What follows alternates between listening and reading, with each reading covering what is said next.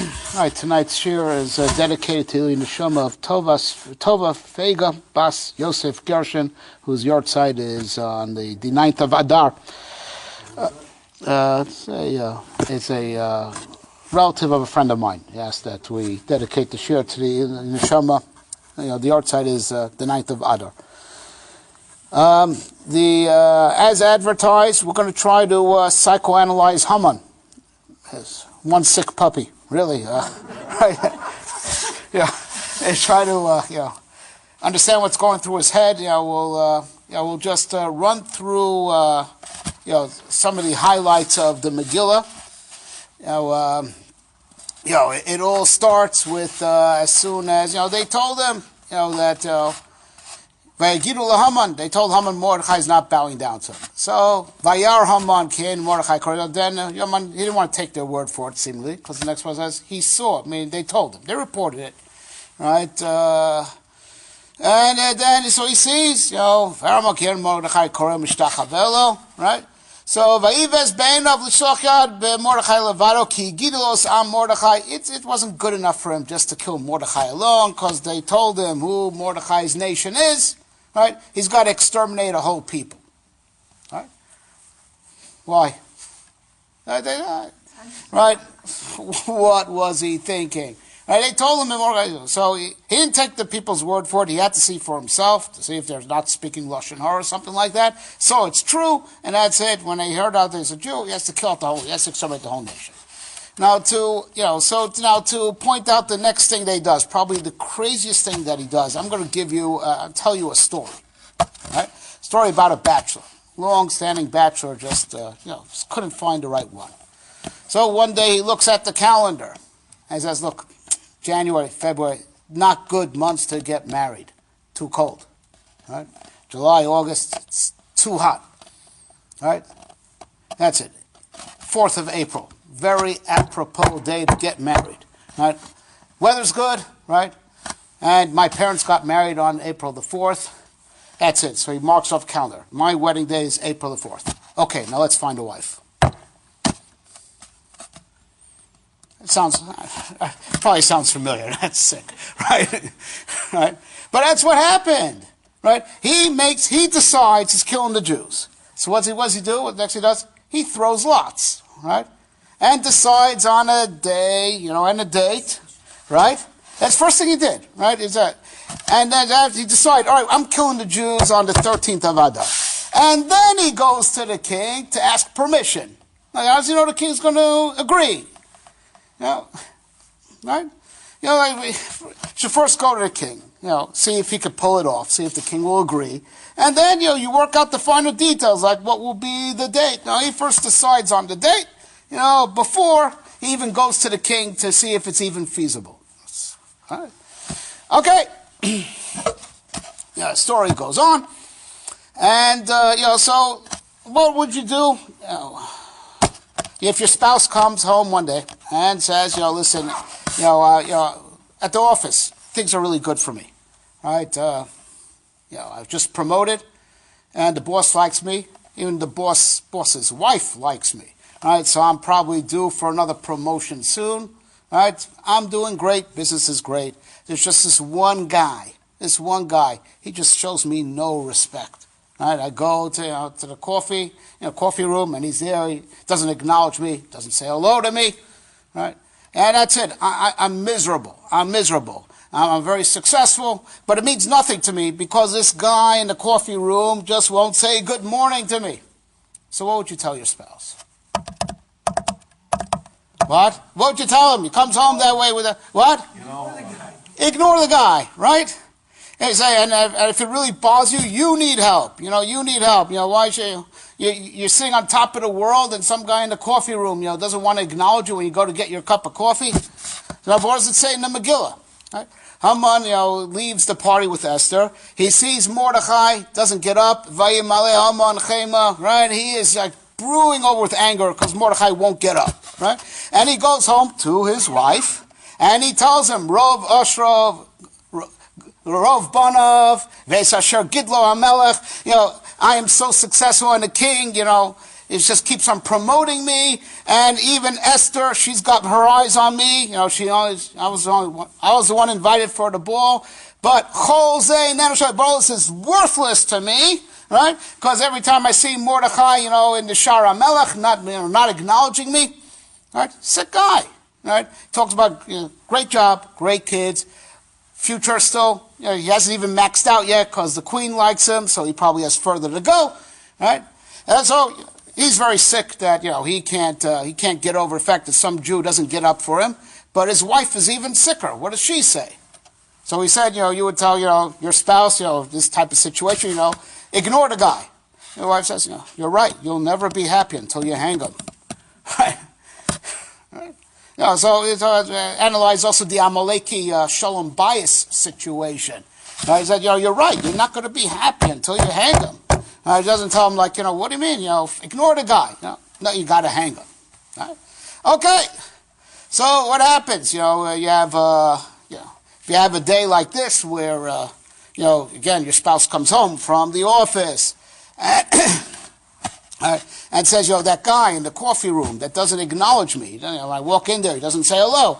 Right? Today the boss told me to help him out. He's getting a promotion and to help ease him into his, you know, his new job. Not higher than me, but still, I had to, like, as it were, work for the guy and help him out all day long. And then he accidentally spilt his coffee on me. Right? Right? I had a lousy day. You know, this guy who I hate, you know, he had a good day, I had a bad day. What do you tell your spouse? What? Yeah. So now Mordechai Haman comes home and says, you know, this Mordechai, I had to give him a ride, you know, throughout town.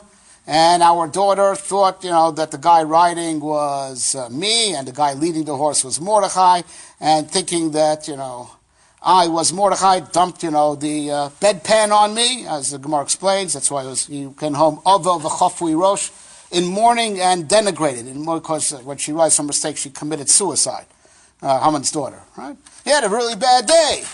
So what does Zeresh say? Right? It's over. She empties out the bank account and she skips town. It's over. He had one bad day. Right?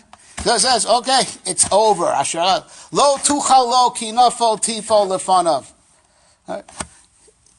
It's not going to work. You know, you're a goner. Gave up everything. You know, just because one bad day. Right? So what's the head? You know, what's the headspace of these Amaleki people? How do you make sense about this attitude and, you know, and definite lack of, you know, support? Right? There was definitely no shalom bias there, right? What's going on? Yeah, but it's got to be something more than that. Right, more than superstitious. Is there a method to this madness? Right. So now the truth is, there's something about the progenitor of the original Amalek that attacked Bnei Yisrael, leaving Mitzrayim. That Chazal tell us, you know, it's a very special reason why we are commanded to get rid of them and seek out and destroy them wherever they are. That you know, Am Yisrael, you know, after Kriyas Yamsuf, all the nations of the world were afraid. As they say in the Shira Hayam, you know, the Shira that they said after Shamu Amim Yergazan, all the nations, you know, heard and, you know, trembled. Right? Tipol Ema Masafach. Plenty of psukim over there detailing that Am Yisrael was like literally hot stuff. Hot stuff. Everyone was afraid to touch them. And Amalek was the first one that said, we don't care. We don't care, right? And then Chazal give a mashal like the guy who, you know, everyone says, you know, the bathtub, way too hot, scalding hot. This is the guy that jumps in and gets badly burnt, but he doesn't care as long as he cooled down the bath. Cool down the bath meaning, you know, to prove to us it could be done, right? Even though he got, you know, badly scalded. So also Amalek, you know, hearing that Am Yisrael's hot stuff and all the nations of the world are scared of him. All right, so he said, so Pedavka, I'm attacking to prove that it could be done, and it did have a certain effect that Am Yisrael lost we were considered untouchable, right? Until Amalek, showed that we could be touched, even though he lost it, he got badly burned. But it's like a type of, he knew he would lose. He knew he would lose. It was worth it for him. It's like the guy jumping into the scalding bath just to prove it could be done, as it were, to cool it down in the eyes of the observers. Why? In other words, he's anti-God, he's anti-God's people. Yeah, but to the point of even self-destruction, seemingly. Some people have ideals which are greater than self-preservation, as we saw with Hitler, right? In World War II. Nowadays, yeah. He diverted resources from his war effort to kill Jews. Right? Yes, no, agreed, and we're going to come on to that. Who is Amalek today? Very good point. And which really leads into our next issue. Let's discuss halacha for a second. I was looking for a Rambam Sefer on mitzvahs. I wasn't able to find it, so you'll have to. I was also. Yeah. Oh, it's a common problem, right? No, I think they have. Go ahead. Fine. No, you'll take my word. You'll check me on this. You'll check me on this. It's a separate volume. Right. Oh, great. Someone bought it afterwards. Way to go. Back in the day. Okay, great. So, we know that Amalek is not the only nation that we're commanded to lovingly eliminate. There's also the 7 nations that, Kanani, Perizi, Yebusi, the ones that occupy Eretz Yisrael. That is the Asay of Hachreim, Tachrimim. Right, we commanded to also. Technically on paper, but I will actually show that there is a difference. I will prove this to you, that there actually is a difference between the two. So the Rambam in Hilchos Melachim, in the Laws of Kings, which has all the laws of wars, so he brings down the mitzvah of eliminating the 7 nations that were occupying Eretz Yisrael. And he says, black and white, kvar ovad zichram. They already, they've intermarried, they have, they don't exist anymore. They don't exist anymore, so this mitzvah has fallen, is no longer applicable. They don't exist anymore. And then after that, he mentions, the mitzvah to eliminate Amalek without adding this proviso of kvar ovad zichram. He doesn't mention it. And once we have to eliminate Amalek, we also have the positive commandment to never forget what he did, so as we should always be motivated to get rid of him. But he doesn't add the words, v'kvar ovad zichram. So now the Minchas Chinuch assumes that there is no difference between the two. Just like the 7 nations have already totally assimilated with the other nationalities, and we have no clue who they are, and they themselves don't know who they are. All right, so same thing with Amalek. Show me on a map where the Amalek nation is. So the Minchas Chinuch assumes that that is the case that also Bisman Azed. There's no din of Mechias Amalek. There's no din of killing him because they're also he assumes that way, even though the Rambam didn't actually write that. He only said it by the 7. So you might ask the following question. Minchas Chinuch himself raises the question. So why do we do Zechiras Masamak? We have Shabbos Zachar every year. What's the point? He doesn't exist anymore. There's no one out there to be reminded of. Could be, he's open to the idea that maybe the mitzvah doesn't apply, or even if it does apply, it's just, Torah commands us to never forget what he did, even if he's already dead. Could be, you have to remember what he did, even independent of the ability to eliminate him. That fell out of use, no longer applicable. So, with all due respect to the Minchas Chinuch, he missed the Rambam in the Sefer HaMitzvahs. Right? The Rambam wrote a book, the 613 Commandments, what they are. And we should preface that the Rambam at the beginning of his book laid down 14 principles of what qualifies to be counted as a mitzvah. Not every do and don't in the Torah is a mitzvah, because otherwise we have millions of mitzvahs. Right? There are 6 613 called folders. Folders that within that folder, like a mitzvah that has many, many halachas, right? And he lays down his criteria at the beginning of the Sefer HaMitzvahs of what qualifies to be counted as a mitzvah. And principle number 3 is that only mitzvah noheget lidorot, only a mitzvah that's for all time, right, is to be counted in the list of the 613. Something that was just a special injunction for one particular generation is not to be counted. So like things that were special, let's say for a generation of the desert, that they don't get counted because it has to be like the Torah itself, eternal, Morosha Kilos Yaakov, right? It's like handed down from generation to generation. So only such mitzvahs are qualified to be counted. So therefore, in mitzvah Kuf Pei Zayin, right, which is the mitzvah to kill the 7 nations, right? So he raises the question on himself, and I'll read it to you. It's not that long, the part that I want to read to you. Says, someone might ask on me, well, this mitzvah, why am I counting the mitzvah of killing out the 7 nations? After all, it doesn't apply in this day and age, and I said that I only count mitzvahs that are for all generations. So someone may want to raise that question on me. That's, but the person who would raise that question didn't understand what I really meant when I say that the mitzvah has to apply for all generations. Right?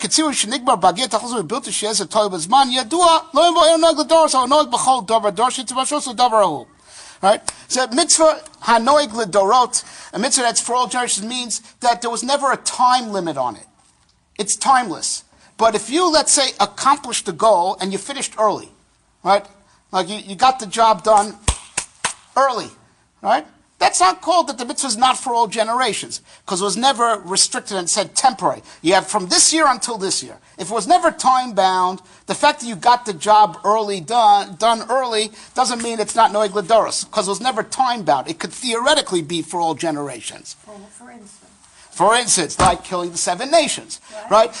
God never said you have exactly 10 years to do it, right? Or exactly 10 generations. He never put a time limit on it. He just said, this is what has to be accomplished. The goal got accomplished early in history. What's wrong with that?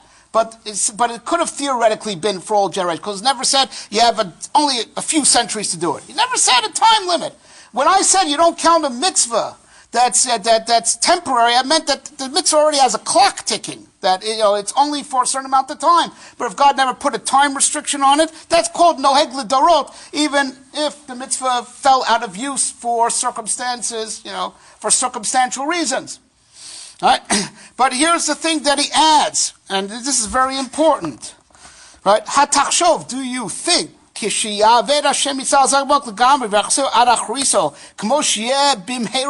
you think when God will finally wipe out the descendants of Amalek, and it should be speedily in our days, like God promised us, for I will blot out the zecher of Amalek. Are you going to say, therefore, that when that finally happens, that the mitzvah of killing out Amalek is not for all generations?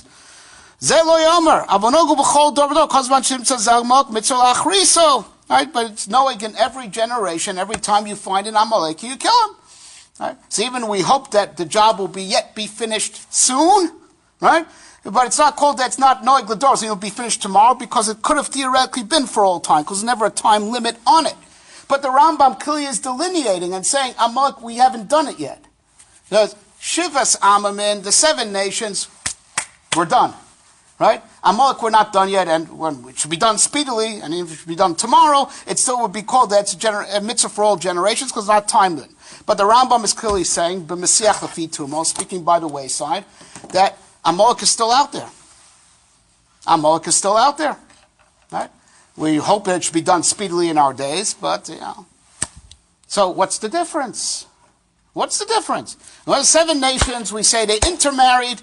They're not a separate nation anymore, so the mitzvah's done. They've already self-destructed by assimilating to other nations. Amalek is not that way, even though you can't tell me who's an Amaleki. They've also mixed with all the nations. Haman himself, he carried a Persian passport. But it makes no difference, because he's still subject to our president's travel ban, right? That's one of the 7, right? We don't have to worry about that, right? Right? Yeah. So what does it mean? That means Amalek is a different type of nation. Like the other the seven nations there, they have already self-destructed by being assimilated with the other nations. They need to stay separate. But Amalek is not that way. But we have to understand how that is. All right, so the pasuk says in what we're going to read in Parsha Zachar, "Vaya baniach Hashem elkecha mikol oivecha misaviv," when HaKadosh will give you rest from all your nations, all your enemies around you, right? Timcha zecher Amalek. Then you should now blot out the memory of Amalek. Right? So there's two things to note over here. Right? First of all, something very interesting that also has its parallel, right, in Parshas Beshalach, when Am Yisrael first encountered Amalek, that the Torah talks about zecher Amalek. Blot out the memory of Amalek. It's not the way it expresses itself by the milchama, the action that we have to take, to eliminate the seven nations. Amalek is called zecher Amalek. Blot out their memory. Right? So even in Parshas Pesach, ki mocho emchet zecher Amalek mitachas hashemayim. Hashem says, I will blot out their memory. So Amalek is called a memory for some reason, right? Even from the get-go, in the days of Yoshua, Moshe and Yoshua, mocho emchet timchet zecher Amalek. Right, that's something, point A, to take notice of, that we're going to decode, right? But then there's something else, a bigger question. So Hashem gave you rest from kol oivecha misaviv. All the enemies around you have rest from them. So where's Amalek standing? So there's baniach Hashem mikol oivecha misaviv. All your enemies, you're at peace with all your enemies around you. Now blot out the name of Amalek. So if everything around you, is at peace with you, where's Amalek standing? Concept. It's a concept. You're actually right. Yeah, I think so. You're dead. She could give the class. I'm done. She figured the whole thing out. Right? Where's Amalek standing?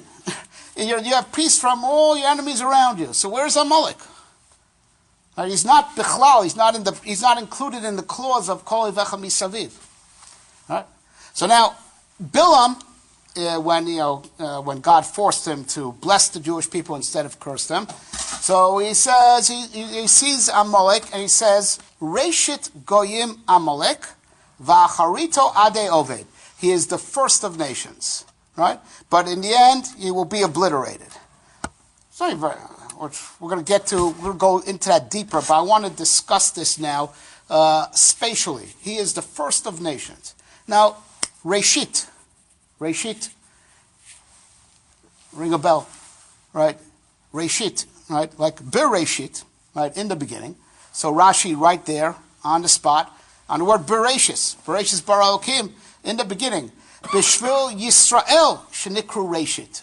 For the sake of Am Yisrael, it's called the first. And Bishvil HaTorah shenikru Reshis, but that's not a contradiction because us and the Torah take up the same space because the Torah is for Am Yisrael.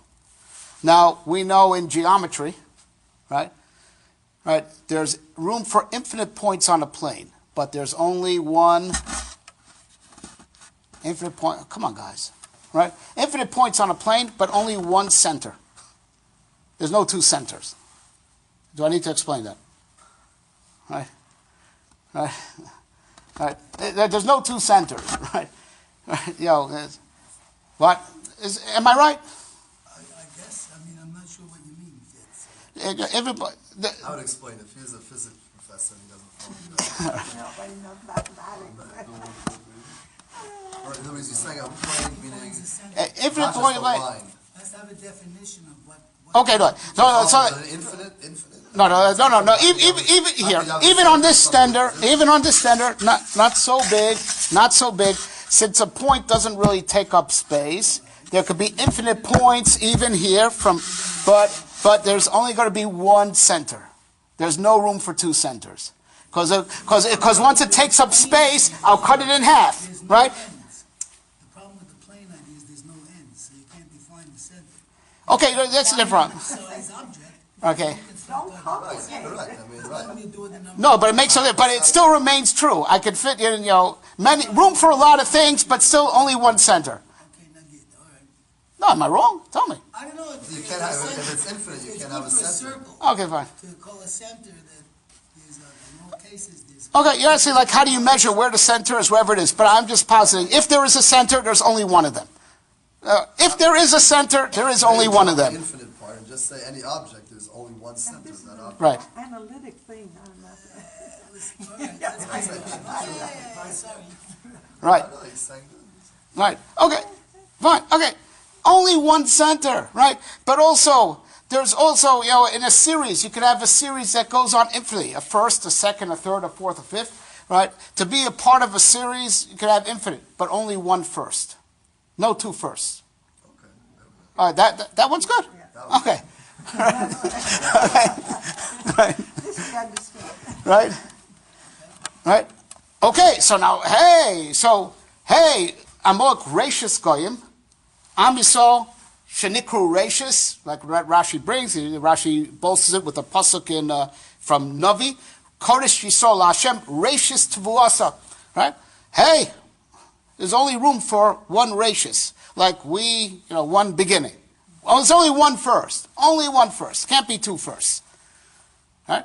So, there's a problem here, right? Who occupies that position of first? Which we'll call that, it's also what I mean by the center. Right? That every center says everything branches out from it. Right? So now, to understand a little bit, of how we could theoretically get along with any nation on earth, except for Amalek, because there's room for everyone. Right?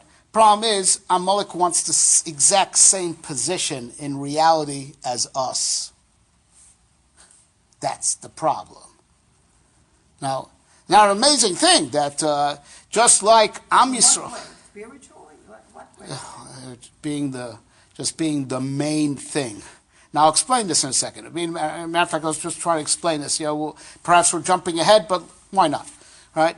In the sense that we know that part of our destiny, we should be so worthy, and it should happen speedily. Is we're supposed to be a light unto nations, right? We're supposed to give them direction. They'll follow us, like the pasuk says in Navi, "V'holchu goyim la'orech." They're going to go by your light. They'll follow us. Do you know Amalek does that for the nations of the world? In a bad way. No. Seriously? No. And the Gemara calls it the gift of Lashon Hara, that no one knew how to speak Lashon Hara like Haman. Look, he spoke to Achashverosh for like 2 minutes flat. Right? Read the Megillah, it's like 3 lines. Says, sounds good, let's kill him. More recently in history, in Germany, a guy, a street corner, lecturer, guy who just lectured in parks, right? Wound up a whole nation, incited a whole nation to genocide. It's an amazing force. They just take over the head of the nation. Reshit, Milashon Rosh. And they're capable to take over the head of the nation. So you're they're really our evil twin in that way of, in being able to take over the mind of a country. We try to do it through education and educate, but he does it, he does incitement, right? The evil twin of education, right? Some would say it's the more efficient way to get someone to do something, right? Now, since could understand that it's really, and this is what I'm telling you is from the Ramchal in his Sefer Kinas Hashem Tzvakas, these principles that I'm presenting about the nature of Amalek.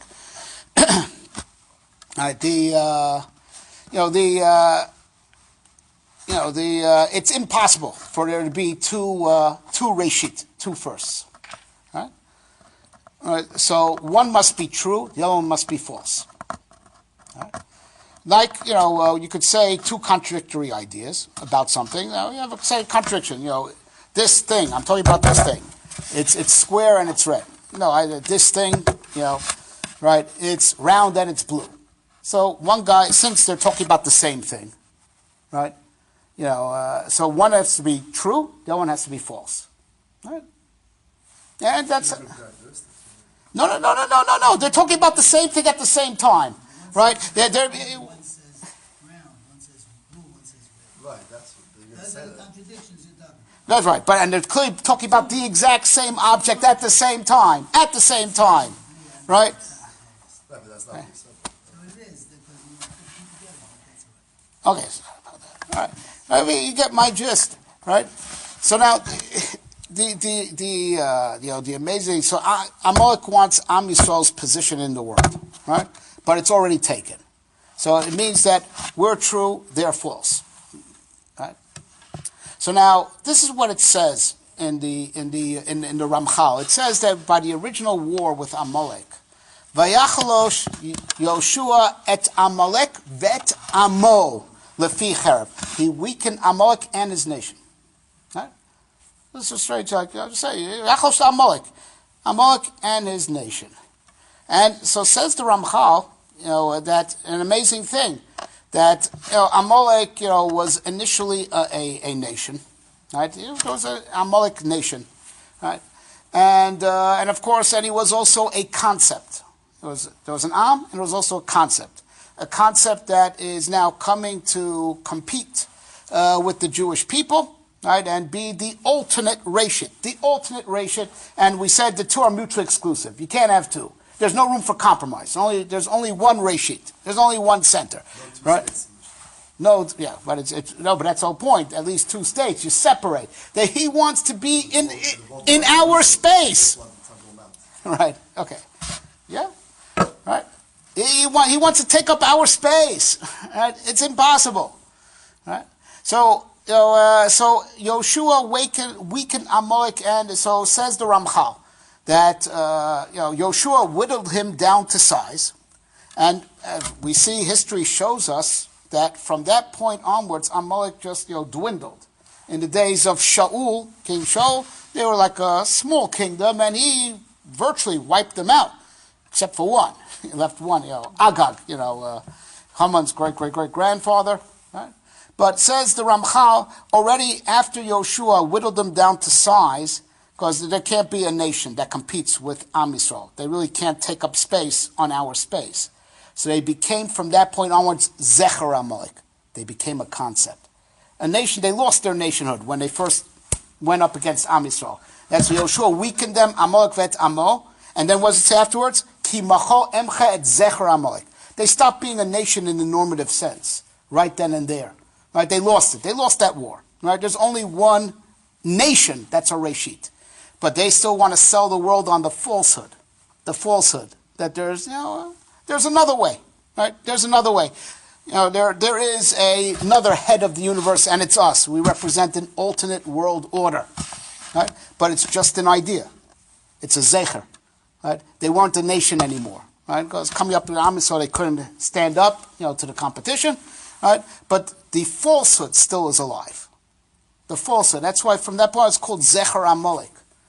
And that's become their nature ever since. What made them so lethal is that they're like a intellectual virus, and they could latch on to any nation, right? And every time, that's why it's very tricky to know, and that's why the Rambam wrote, do you think that when God will wipe out Amalek speedily in our days, do you think it won't be a mitzvah? No, he put the emphasis on God, not on us, because for us it's virtually impossible to do. But it is still theoretically possible. Amalek is not a nation like other nations. He's a concept. He's Reshit Goyim. He's the head, he's an ideologue that could theoretically latch on to any nation. He's like a virus, right? And, in the days of the Spanish Inquisition, he was there. He was in Spain, right? And in the Holocaust, he was in Germany, right? He moves. These ideologues that everyone rise up and incite a whole nation against the Jewish people and against the Torah, that's Amalek. Right? Like we said, Haman was a Persian citizen. Right? He had a Persian passport. Right? There was no such thing as an Amalek people anymore. Right? But his power was in, he basically ran the country, really. It's like Achashverosh wasn't really doing it. Like Haman was calling all the shots, Rashis Goyim. Right? He became the head of that nation, that manipulated the king also. Right?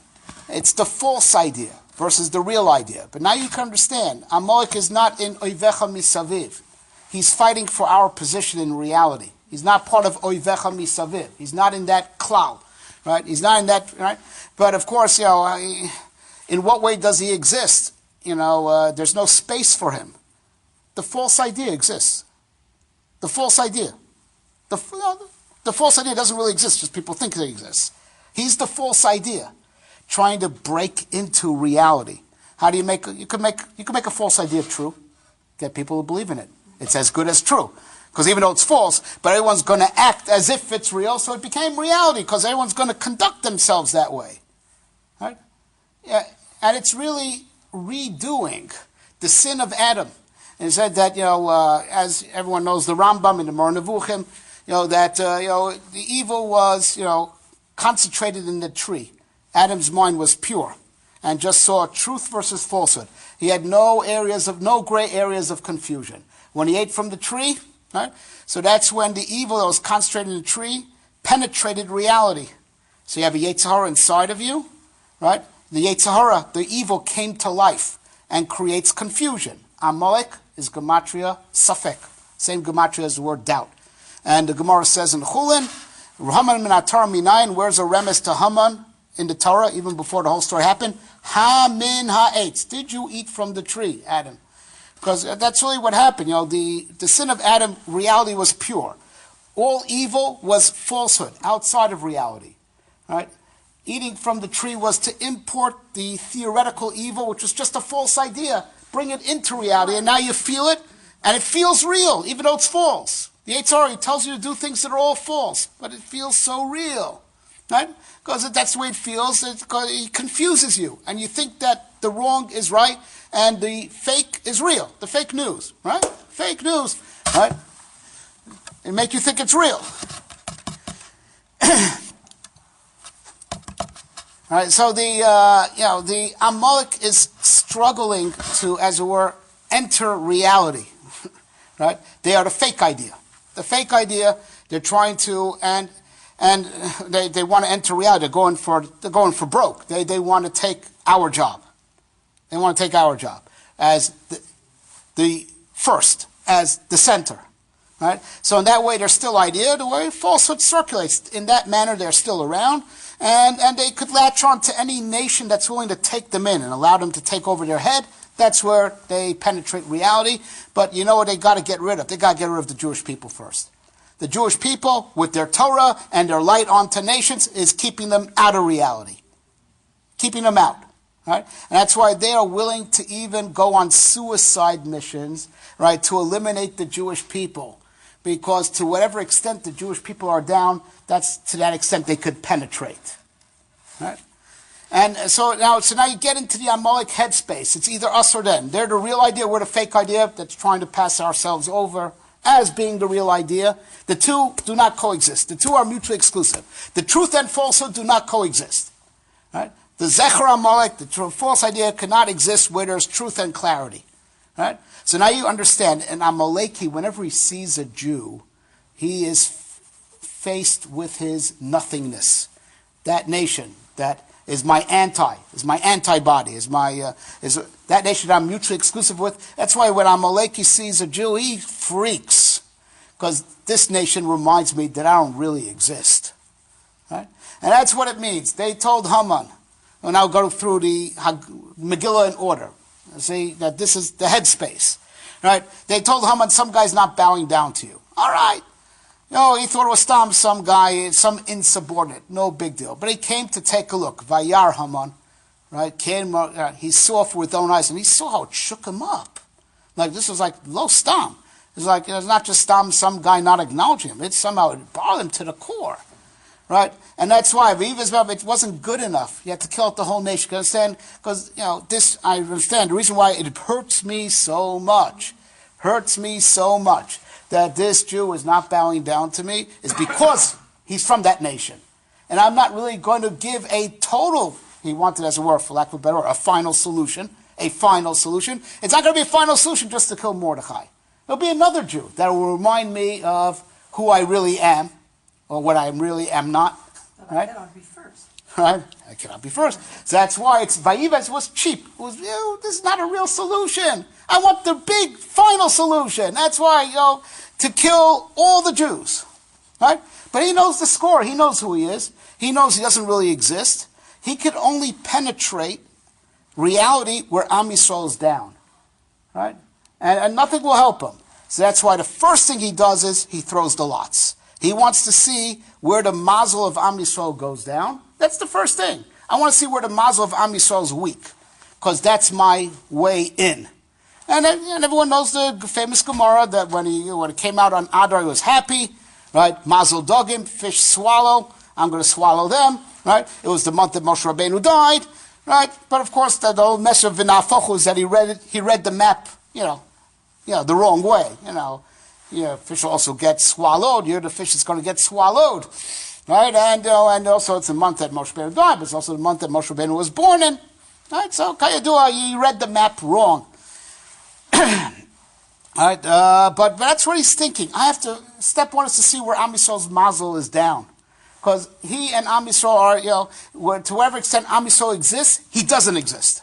Right? So he's got to know where Am Yisrael's existence is weak, because that's where he could get it. And that's even more important than even making any type of planning and speaking to the king. All right? Because only where Am Yisrael is down is where he could get in. So the first thing is to throw lots and see with his astrology where our mazel is weak. Right? And that's where he strikes. He has that date in mind, and he's only going to sell the king on that date. He knows if he tries to sell the king on any other date, it won't work. Because when Am Yisrael's mazel is up, Amalek's mazel is down. Mutually exclusive. Right? Right? So now you can understand, right? He comes home, after seeing Mordechai, and he says, everything means nothing. Kol ze neno shoveli. Right? So you'd say anyone would tell their spouse, get over it. Look at what you have. Look at the cup that's 90% full, not on the 10% that's empty. No, but Zeresh is from Amalek also. She understands. You're right. We're nothing. We're nothing. We are nothing. And so as Mordechai's around, we feel like nothing. Darn right. Only way is to kill him. It's the only way. Now, of course, as the Mekubalim say, of course, she also came up with the idea of Yasu Eitz Gavoa Chamishim Ama, that was reminiscent of the Eitz Hadat. Was supposed to represent that Eitz Gavoa Chamishim, that after all, we have a foothold in reality because of the sin of Adam. If not for the sin of Adam, Amalek could have never penetrated. The sin of Adam that imported evil into reality, we have the power of the Eitz Hadat. We have that power that originally brought us in.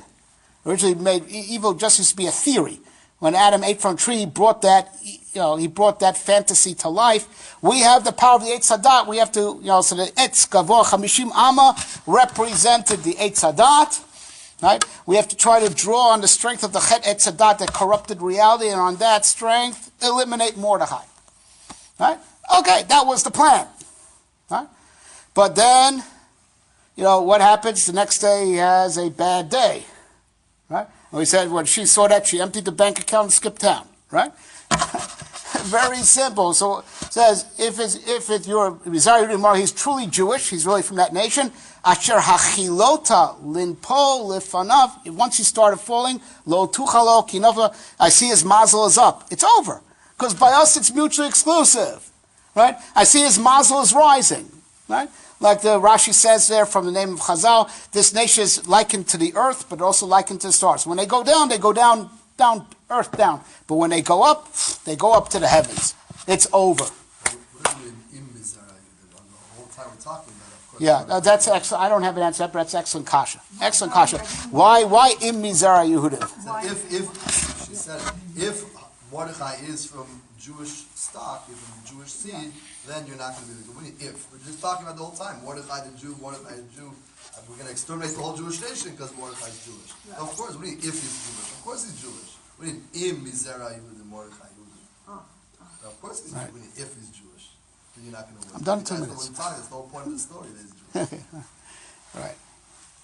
But you said if he's really, I guess if he embodies if he's truly Jewish, maybe he might be biologically Jewish, but Exactly. he embodies the ideals or he represents Right. the Jewish people. So that's what he's saying. Okay, so once, right, correct, right? So that's it. So once his mazel is up, right? His mazel is up. It's over.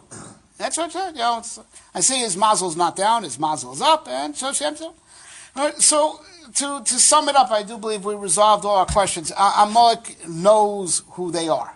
Right? They are acutely aware, right, that they don't have any real existence. They could break into existence by talking the world into believing in them. Right? But the Jewish people bar their way. And that's why there's this mutually exclusive animosity between the two nations, that total intolerance. But the frightening thing is in that way, Amalek is sort of quasi-immortal until Mashiach comes, and their clarity will just fill the whole world. Because so long as there's doubt, so long as there's confusion, that's Amalek's foothold in reality. That's why, as we said, Amalek gematria Suffolk, and that's in that manner he's still out there. That's why he's not like the other 7 nations. The other 7 nations were nations, right? They assimilated. Amalek is a lot more than that. He represents the false idea trying to supplant the real idea, and that virus is out there. That virus, and every once in a while it infects, right? Different segments of humanity. So it's like he's not limited to being one particular nation. He's a Zecher Amalek, right? And so the real way our role of fighting Amalek, because we don't know how to identify him on the map anymore. And that's why the Rambam said, when God will blot out the name of Amalek speedily in our days, because God knows where to find them. But our role in it is to reinforce ourselves clarity, emuna, that HaKadosh Hu Einod Milvado, HaKadosh Hu is the one and only, and Torah is emes, because Amalek thrives on our doubt. And not only that, we have to be passionate about the truth. As the Chassidish form say, Asher Karcha B'derech, he cooled you down. Like I said, he jumped into the tub to cool it down. It's not enough to be aware of truth. We have to be passionate about truth. And in that way, that's how we get rid of him. That's our role in Mechias Amalek, that we take away his foothold in reality by flooding the world with clarity and passion about the clarity. And that's a medrash. With this we'll end off. There's a medrash that says this, halacha l'masa, it's a tanchuma, right? There's one pasuk there's a contradiction psukim, right? Ki mocho emche, God says I'll do it, which is the pasuk the Rambam quoted, Hashem will wipe out them. But the pasuk in Parsh Kisei, when after the pasuk of remember, it says timche, we do it. Who does it? Does God do it, or do we do it? Right? So says the Tanchuma, Ata zochreu lemata v'ani mochkel mat. If you remember him on earth, that part of the mitzvah of Schiras Amalek next week, Shabbos next week, is to not just remember historically what he did to us, but to remember what he's about. He's fake, and he's there to corrupt us and to corrupt humanity. If you remember and you put into perspective, you have clarity, and you increase the clarity for yourself and for your family around you. By us knowing the score and knowing who he really is, the nothing that he is, and being clear on that and passionate about that, that generates a positive energy that HaKadosh Hu responds mida keneged mida and erases him from the map. Ken yi rotzim b'mehera b'yameinu.